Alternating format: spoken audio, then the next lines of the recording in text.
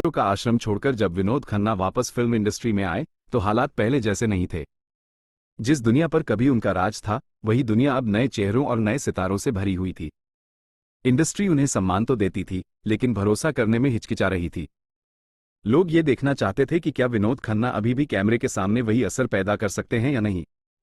ऐसे समय में उन्हें कुछ फिल्मों में काम मिला, जिनमें से एक अहम नाम था दयावान।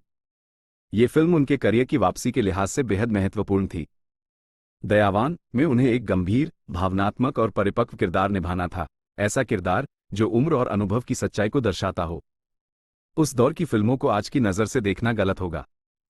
तब सिनेमा में सीमाएं थीं, सामाजिक सोच अलग थी और कई चीजें पर्दे पर सीधे दिखाना स्वीकार्य नहीं माना जाता था, खासकर किसिंग सीन को लेकर। आज जहां ऐसे सीन आम हो चुके हैं, उस समय उन्हें लेकर काफी झिझक और बहस होती थी। दयावान की शूटिंग के दौरान एक ऐसा ही दृश्य आया जिसने बाद में काफी चर्चा बटोरी। उस समय माधुरी दीक्षित अभी फिल्म इंडस्ट्री में नई थी और फिल्म में जो दृश्य फिल्माया गया वह अपने दौर के हिसाब से काफी बोल्ड माना गया। सीन की मांग बेहद रोमांटिक और भावुक थी। कैमरे की लाइटें मध्यम थी और माहौल में एक ठहराव था। जब विनोद खन्ना और माधुरी दीक्षित एक दूसरे के करीब आए तो वो महज एक सीन नहीं रह गया। विनोद खन्ना ने पूरी शिद्दत के साथ माधुरी के होठों को चूमते हुए उस पल को स्क्रीन पर जीवंत कर दिया।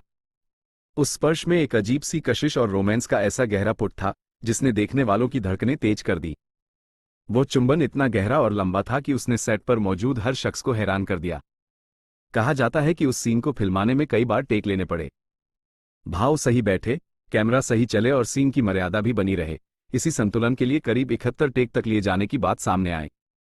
यह कोई सनसनी फैलाने वाला पल नहीं था, बल्कि एक अभिनेता की पेशेवर प्रतिबद्धता का उदाहरण था।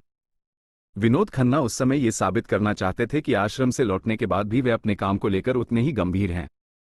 हर टेक में उन्होंने संयम रखा, सीमाओं का ध्यान रखा और सीन को कहानी की जरूरत के अनुसार निभाया। दयावान ने यह साफ कर दिया कि विनोद की एक ऐसे कलाकार हैं जो समय के साथ खुद को ढाल सकते हैं। ये फिल्म उनके लिए केवल एक प्रोजेक्ट नहीं थी, बल्कि अपनी जगह दोबारा पाने की लड़ाई थी। अब हम इस कहानी के रोमांटिक सीन को सुनते हैं, समझते हैं। कोई बड़ी बात नहीं है, फिल्म में लव मेकिंग सीन का होना आम बात है, पर एक ऐसा भी दौर था जब ऐसे सीन खबरों में छा जाते थे। एक ऐसी फिल्म है दयावान, जिसमें माधुरी दीक्षित ने बोल्डनेस की सारी हदें पार कर दी थी। इस फिल्म को लेकर माधुरी की कुछ कड़वी यादें भी हैं, क्योंकि इस फिल्म में कई ऐसे इंटीमेट सीन ऐसे थे जिन्होंने सोशल मीडिया पर काफी बवाल मचा दिया था। इन सीन्स को लेकर माधुरी और उनके को एक्टर विनोद खन्ना को काफी विवाद भी देखने को मिला। इस फिल्म में उनके बीच कई रोमांटिक सीन फिल्माए गए थे, लेकिन उनका किसिंग सीन सबसे ज्यादा चर्चा में रहा था। ऐसा इसलिए क्योंकि इस सीन को करते समय विनोद खन्ना माधुरी को किस करते करते इतने बेकाबू हो गए थे कि उनके होंठ ही जख्मी कर दिए थे।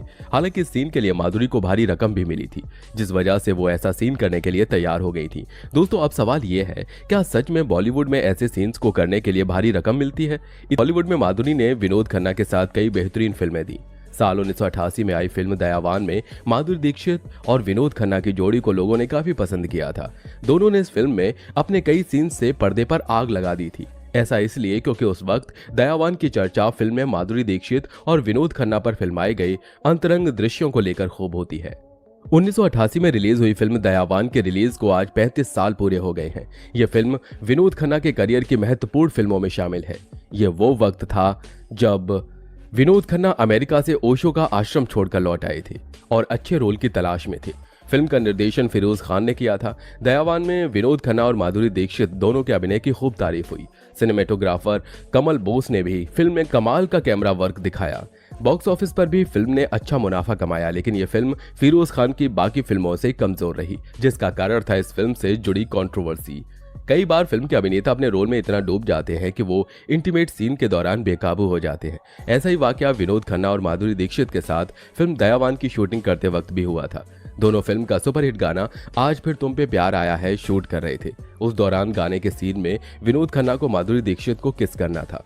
दोनों के बीच ये किस सीन थोड़ा लंबा था। ऐसे में विनोद उस सीन में इतने ज्यादा खो गए कि उन्हें होश ही नहीं रहा। ऐसा कहा जाता है कि डायरेक्टर के कट बोलने पर भी विनोद रुके नहीं थे, यहाँ तक कि उन्होंने माधुरी के होठ तक चबा लिए थे। माधुरी इन सीन्स को करते वक्त बहुत ही असहज महसूस कर रही थी, लेकिन विनोद ने इस सीन के लिए कई रीटेक ले डाले थे।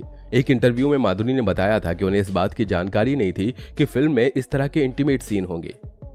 इंटीमेट सीन शूट था, इससे कुछ ही वक्त पहले वो आध्यात्म में ध्यान लगाकर लौटे थे। विनोद खन्ना ने उस वक्त अपना करियर छोड़ दिया था जब वो पीक पर थे। वो अपने बड़े से बंगले को छोड़कर आध्यात्म की तरफ चले गए। विनोद खन्ना ने अपने एक इंटरव्यू में इस बात का खुलासा किया था कि पैसा और फेम होने के बावजूद उन्हें अपने जीवन में कुछ कमी सी महसूस होती है, इसलिए वो संन्यास ले रहे हैं। विनोद ने अपना परिवार छोड़ अमेरिका में आध्यात्मिक गुरु ओशो के आश्रम को अपना निवास स्थान बना लिया था। 1982 से 1987 तक वो वहीं रहे। इसके बाद 1988 में उन्होंने फिल्म दयावान साइन की और सुर्खियों में आ गई। रिपोर्ट्स की माने तो विनोद के इस तरह के बेकाबू होने के बाद माधुरी ने उन्हें फटकार लगाई थी। एक्ट्रेस ने विनोद से दूरी बनाना बेहतर समझा था, यहां तक कि बाद में माधुरी को विनोद के साथ इंटीमेट सीन करने पर कई सालों तक अफसोस रहा था।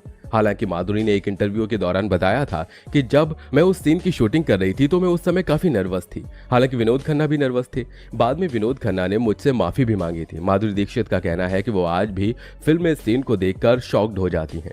दोस्तों, आपको बता दें कि भारतीय सिनेमा एक ऐसा दौर भी था जब रोमांटिक या इंटीमेट सीन को दो पक्षियों या फिर फूलों के जरिए पर्दे पर दिखाया जाता था। इसमें गलती भी किसी की नहीं है, क्योंकि वो जमाना ही ऐसा था। ये आजादी से पहले का वक्त था जब किसिंग या बोल्ड सीन को खुलकर फिल्माने के बारे में सोचा भी नहीं जा सकता था। सामाजिक परिदृश्य में यह सोचना भी सही नहीं था। तब लोग फिल्मों में दिखाई जाने वाली चीजों को अक्सर आत्मसात किया करते थे, और वो चाहे एक्टरों के बालों का लुक हो या फिर किसी अदाकारा के साड़ी बांधने का तरीका। पारिवारिक फिल्मों का चलन था जो पूरा परिवार साथ बैठकर देखा करता था। दूसरे शब्दों में कहें तो उस वक्त भारतीय सिनेमा बोल्ड नहीं था, लेकिन अगर हम आपको बताएं कि उस वक्त भी एक एक्टर एक्ट्रेस ने बेहद बोल्ड किसिंग सीन दिया था तो आप शायद मानेंगे नहीं, मगर ये सच है। भारतीय सिनेमा के इस किसिंग सीन को ब्रिटिश राज में बनाई गई film a throw of dice में फिल्माया गया था। साल 1929 में आई ये फिल्म एक साइलेंट फिल्म थी। भारतीय सिनेमा को जानने वाले अधिकतर लोगों को लगता है कि हिंदुस्तानी सिनेमा का पहला किस सीन असल में देविका रानी ने किया था, लेकिन ये पूरी तरह से सच नहीं है। उनसे पहले एक्ट्रेस सीता देवी ने 1929 में आई silent film a throw of dice में यह कारनामा कर दिया था। इस फिल्म में सीता देवी ने अपने को स्टार चारू रॉय को ऑन स्क्रीन पहली बार किस किया था। ये तो आज भी सोचा जा सकता है कि उस वक्त में इस तरह का सीन देना असल में दोनों एक्टर्स के लिए कितना कठिन रहा होगा, लेकिन उस समय का सामाजिक व्यवस्था की चुनौती देते हुए न सिर्फ इस सीन को फिल्माया गया बल्कि रिलीज भी किया गया। ऐसे में कह सकते हैं कि 20s और 30s के दशक की एक्ट्रेसेस ज्यादा बोल्ड हुआ करती थी। वैसे दोस्तों, आपको बता दूं कि फिल्म में जितने भी किसिंग सीन्स होते हैं वो रियल ही नहीं होते हैं। इनमें से कुछ फिल्मों में किसिंग सीन्स को दिखाने के लिए डायरेक्टर से लेकर सभी क्रू मेंबर को काफी पापड़ बेलने पड़ते हैं, क्योंकि बहुत सी बार ऐसा होता है कि हीरो या हीरोइन ऐसे सीन करने से मना कर देते हैं। तो फिल्म निर्देशक हमेशा इन सीन के लिए प्लान बी तैयार रखते हैं। इसके लिए बॉडी डबल का इस्तेमाल किया जाता है। ऐसे में कहानी की डिमांड और हीरो या हीरोइन की बात दोनों को वैल्यू दी जाती है, और दूसरे तरीके से ये सीन फिल्माए जाते हैं, जिसमें सबसे पहला तरीका होता है शीशे का इस्तेमाल। ऐसे सीन्स के लिए एक तरीका यह होता है कि दोनों के बीच एक शीशा लगा दिया जाता है और वो दोनों उस शीशे को किस करते हैं। इससे देखने वाले को यही लगता है कि वो एक दूसरे को किस कर रहे हैं। Number 2, illusion shots. इस तरीके से क्रू को इल्यूजन क्रिएट करके ब्यूटी शॉट्स से काम चलाना पड़ता है। तब सिनेमेटोग्राफी की कुछ ऐसी तकनीकों का इस्तेमाल किया है जिससे बिना कुछ हुए भी दर्शक को लगता है कि बहुत कुछ हुआ है। शूटिंग की भाषा में ब्यूटी शॉट्स का मतलब मेकअप से नहीं होता है। इसका मतलब होता है हग करना, किस करना, हाथों में हाथ डालना या फिर कैमरा या एंगल ऐसे रखना जिससे बॉडी पार्ट्स को कवर किया जा सके। ये सभी सिनेमेटोग्राफी की तकनीक होती हैं। ऐसे सीन में बेड पर सैटिन के बेडशीट्स यूज किए जाते हैं और इससे ढककर केवल इल्यूजन क्रिएट किया जाता है। Number 3, chroma shots. दोस्तों, क्रोमा नीले या हरे रंग के कवर के साथ किया जाता है जिसे बाद में एडिटिंग से गायब कर दिया जाता है। उदाहरण के लिए, अगर एक्टर और एक्ट्रेसेस को किसिंग सीन से आपत्ति है तो उनके बीच कोई सब्जी जैसे लौकी या कद्दू रखा जाता है। ग्रीन कलर का होने के कारण लौकी क्रोमा का काम करती है और वो दोनों ग्रीन लौकी को किस करते हैं। बाद में पोस्ट प्रोडक्शन के दौरान सीन से उसे गायब कर दिया जाता है और देखने वाले को वो सीन असली लगता है। दोस्तों, किसी भी इंटीमेट सीन को शूट करने के लिए अभिनेता या अभिनेत्री की रजामंदी सबसे जरूरी होती है। ऐसे सीन शूट करते वक्त इस बात का पूरा ख्याल रखा जाता है कि मेल और फीमेल कलाकार के प्राइवेट पार्ट्स आपस में टच ना हो। इसके लिए क्रिकेट खिलाड़ियों की तरह एक्टर के लिए लो गार्ड या कुशन या फिर ईयर बैग का इस्तेमाल होता है। वहीं एक्ट्रेस के लिए पुशअप पैड्स और अगर पीछे से टॉपलेस दिखाना हो तो आगे पहनने वाले सिलिकॉन पैड का इस्तेमाल किया जाता है। हालांकि इन तकनीकों के अलावा भी 90 के दशक से बॉलीवुड में कुछ अभिनेता और अभिनेत्री ऐसे हैं जो ऐसे सीन्स को रियल में करने के लिए रेडी रहती हैं। लेकिन इसमें देखा गया है कि कई बार जब फिल्म के सेट पर इंटीमेट सीन शूट होते हैं और उस दौरान एक्टर्स बहक जाते हैं। सिनेमा के इतिहास में इस तरह के किस्से अक्सर सुनने को मिलते हैं। बॉलीवुड एक्टर विनोद खन्ना का नाम भी उन्हीं सितारों के साथ लिया जाता है जो बोल्ड सीन देते वक्त खुद पर काबू नहीं रख पाए थे। तो ये थी विनोद खन्ना और माधुरी दीक्षित से जुड़ी पूरी कहानी। आपको ये कहानी कैसी लगी? अपनी राय हमें कमेंट में जरूर बताइए। अगर वीडियो पसंद आया हो तो चैनल को सब्सक्राइब करें, वीडियो को लाइक करें और ऐसी ही दिलचस्प कहानियों के लिए बेल आइकन को जरूर दबाएं। मिलते हैं अगली कहानी में। धन्यवाद।